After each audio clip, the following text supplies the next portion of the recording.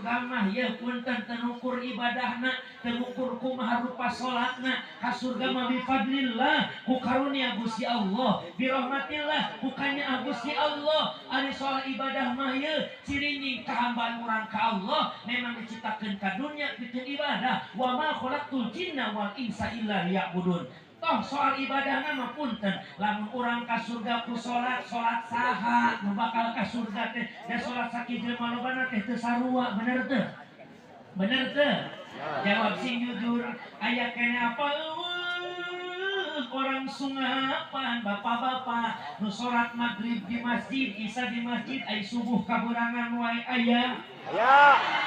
Loba geuningan. Loba. Ieu salat anu di masjid apa salat anu di imah nu ka surga teh?